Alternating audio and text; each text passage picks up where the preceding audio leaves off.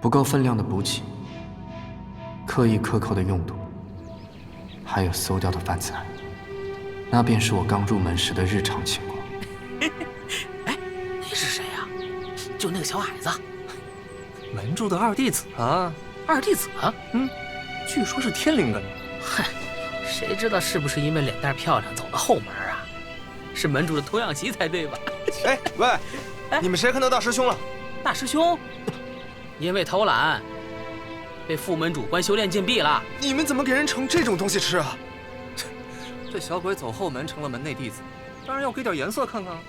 还说自己是天灵根，知不知道天灵根100年难出一个？就是。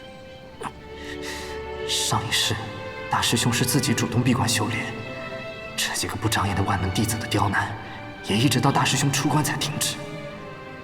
要吃，必须要吃，不吃的话，我会长不高。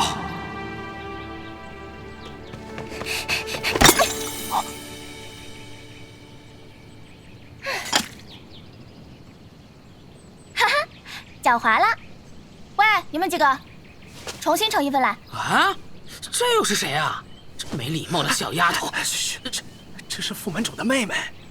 副门主除了女儿，还有个妹妹吗？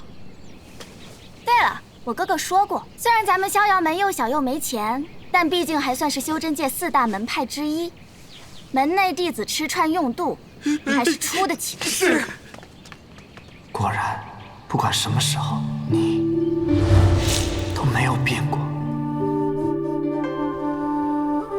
而我，如果有改变的话，那该有多好！